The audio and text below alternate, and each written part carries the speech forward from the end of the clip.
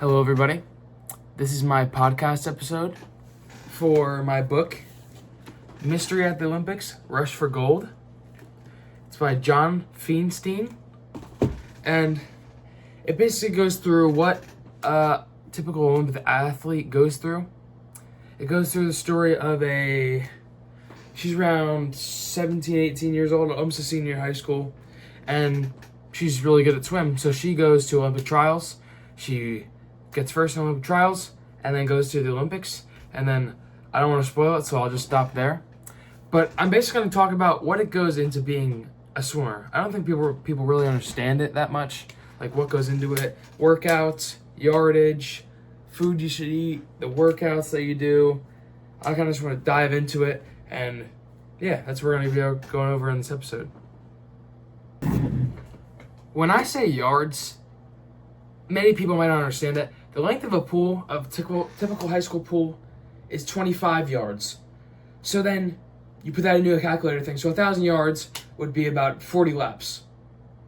And then you keep going up from there. I just wanted to make that clear. I don't want to confuse anybody with that. When I say yards, I mean 25 yards. There's some Olympic pools that go up to 50 meters, 50 yards, and you just do that. And it's less laps, but more yards. So I just want to make that clear before we start our first segment. I just want to give like a disclaimer out. This isn't really a podcast episode. It's more of me just talking about something, and it's in different segments. So it's not going to be a full-length video like other people have done in our class.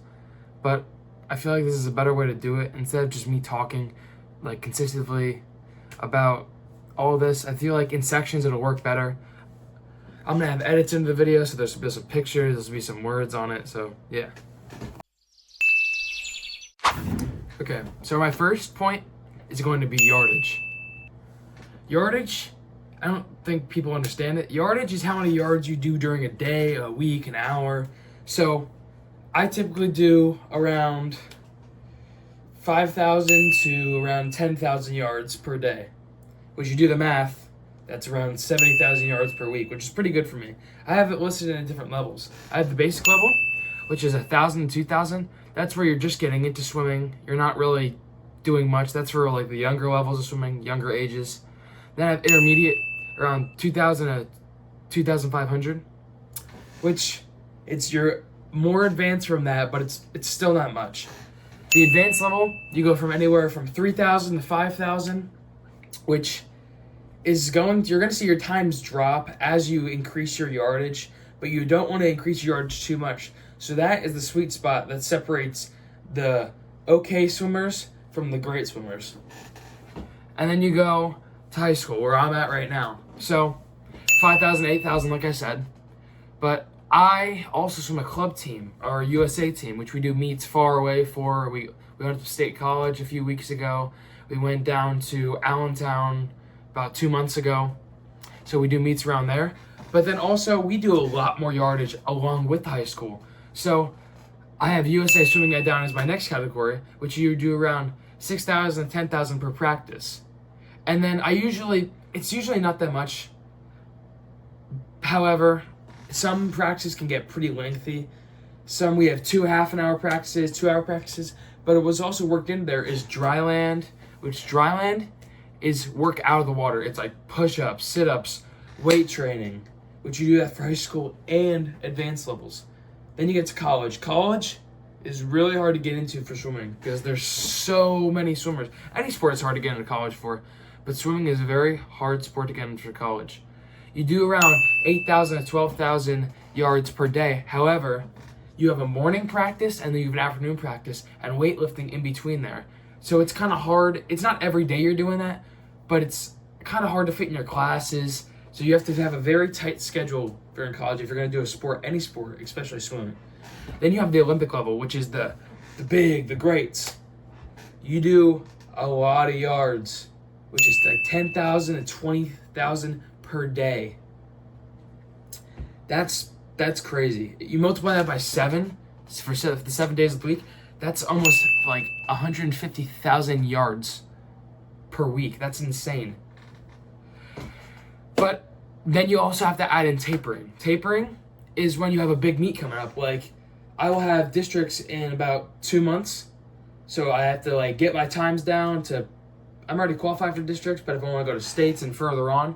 And tapering is basically, you start off the week doing your normal amount of yardage, and then you go from maybe 10,000 to 8,000 to 6,000. You keep going down, down, down. You're still going to do a workout every day, but then that day of the meet, you feel great. You're not tired from like practices during the week.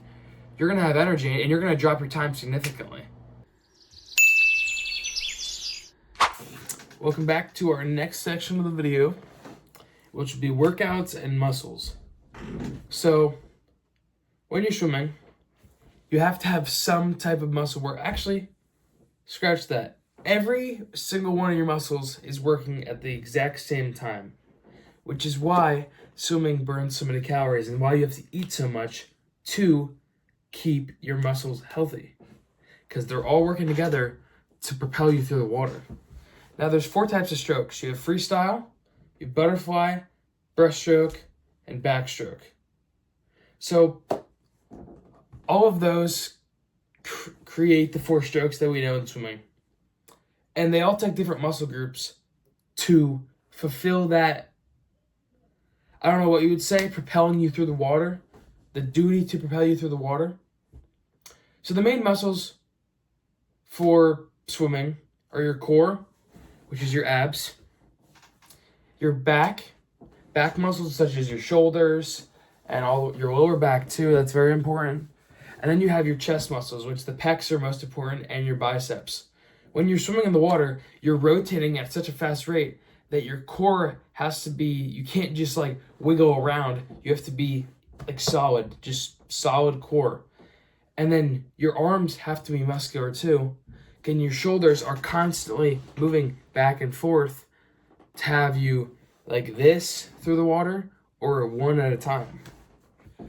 And then with the chest muscles, butterfly especially uses chest muscles. They help you to just throw yourself up and out of the water. If you don't have chest muscles, then butterfly is a very hard stroke to do. Butterfly is kind of hard for me to do because I don't have chest muscles. Many of the main muscles for breaststroke include your shoulders and your legs. Your legs have to be very powerful for breaststroke, because breaststroke, you're going like this. You're not getting any propulsion out of that. Your legs, you do it in kind of a galloped rhythm, so you go like bum bum. So it's not the same time, it's not too late, it's not too soon. You have to have perfect rhythm with it. So your shoulders are lifting your arms up, and then you just throw yourself out. And with your legs, while you're doing that, they propel you through the water. So if you don't have strong legs, you can't really do breaststroke. I am usually a breaststroker or a freestyler, which freestyle uses core, those pecs that I talked about, the shoulders. They use all of that, but your legs also have to be very strong. Every single stroke you take, Olympic swimmers, I don't do this, I'm not an Olympic swimmer. I usually do about 3 to 4 kicks per stroke. So while I'm doing one rotation with my arm, my legs are going 1, 2, 3, 4, 5, 6 for Olympic swimmers. I go 1, 2, 3 or 1, 2, 3, 4 because I'm not at that level at all. So we get the backstroke. Backstroke is basically the same as freestyle, but you're using more of your legs. Your legs have to go very fast for backstroke, which is very hard to do if you don't have strong legs. So there's many workouts you can do. There's core workouts, there's shoulder routines, back routines, chest. There's a lot of those. There's different exercises that fit the needs of those muscles. You just have to find what works like for different people and for you and whatever works overall for your body. Welcome to the nutrition part of my video. And I have 4 main food groups. I have dairy products, grains, proteins, and fruits and vegetables. So I'm going to kind of go through each of them and what they help the body do, what they help with swimming, or just overall what they all do. So what I'm going to start off with are dairy products. Dairy products help with vitamin D, all the vitamins of the body. They help rebuild bone along with proteins. And they give you some gut health too. If you don't have strong bones, I don't know if any of you know this, but when you're swimming, you're not grabbing on anything if you play football or basketball, you're running and you're on the ground. And swimming, your bone density decreases because you're in the water and you're kind of just floating there. So it does affect your bones, so you have to keep those strong. I'm now gonna go through grains. Grains are such things as bread, pasta, cereal, all stuff like that. And they help to control cholesterol levels, your blood sugar levels, blood pressure levels, and they help to keep your body kind of in balance, I think of it as. But they also help to store long-term energy, which you'll see a lot of swimmers usually eat pasta, or they'll have like big pasta parties before a meet because it helps to store long-term energy. So I'll eat pasta like the night before a big meet, and then I'll have energy in the morning because it'll be long-term. So it's not like I'm using the energy right there when I'm eating the pasta, or like a few minutes or an hour later. It's long-term. I'm not gonna go over proteins. Proteins, you all know, you've probably heard it before. They help like build muscle and everything. That's why you need to eat a lot of like protein. But they do help your hormones, your enzymes, and overall internal items. And they do help a lot with your immune system, like when you get sick. But the main thing they do, like I said, is repair and build muscle, which that's very important if you're swimming. Like today I did 10,000 yards, which I probably shouldn't have done. I did for the mental aspect, but it was very challenging, and I'm hurting right now, but I need to eat a lot of protein in order to keep my muscles healthy and to build and repair my muscles. So fruits and vegetables are low in calorie and fat, which makes them good snacks on the go for swim. At swim meets, I'll have like maybe a banana or an orange or something. You don't want to get too sugared up, and some fruits do have a little bit of sugar, so I kind of monitor that a little bit. And they help with your immune system again, and they also help with dietary fibers to help digest and everything. But they kind of just keep your body healthy. It's all natural. There's no preservatives or anything. There might be some stuff sprayed on. I usually wash off like my apples or maybe oranges. I don't know. But it's just kind of natural. It's not a protein bar, which aren't really good for you anyway. So, yeah.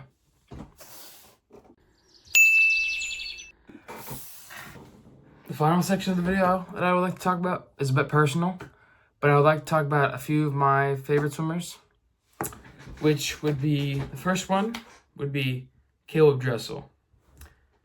I like Caleb Dressel because he's kind of a well-rounded swimmer. He doesn't just swim one or two strokes. He kind of just swims all of them. He has won around 7 Olympic medals, Olympic gold medals. He's won more like silver and bronze, but he holds about 6 or 7 world records, or he did before the past US Open.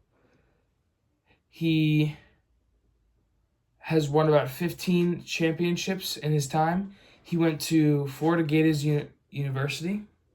That's down in Florida, self-explanatory. And he was named the 2016 NCAA Co-Swimmer of the Year. I like him.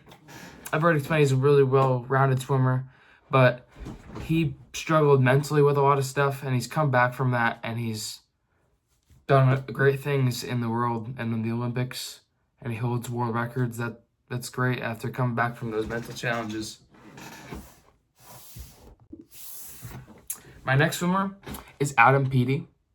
He is from Britain, and he is a breaststroker. He won 3 Olympic gold medals, one of them in the 100 breaststroke in 2016, and one in 2021. He has the world record for the 50-meter breaststroke, which is a time of under 26 seconds. He is a 16-time European Championship gold medalist. So he's gotten 16 gold medals. And I think he's a great swimmer because I used to be a breaststroker and I'm kind of in between.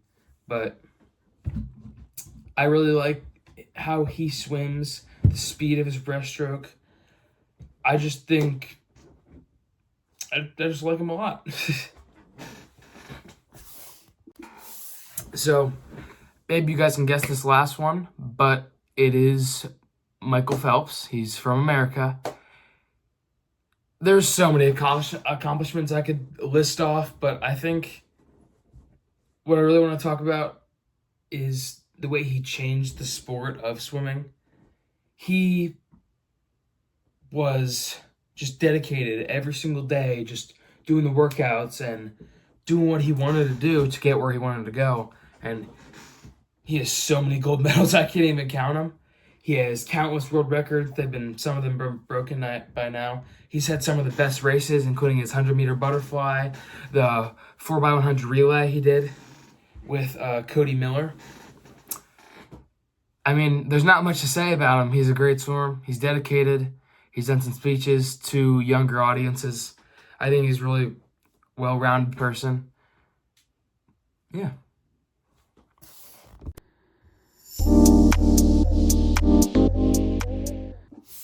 I hope you guys enjoyed the video, and I hope you have a better understanding of everything that goes into swimming and all of the ins and outs of it. Not all of them, just the basics, but I hope you guys enjoyed the video, and I wish everybody good luck on the rest of their projects.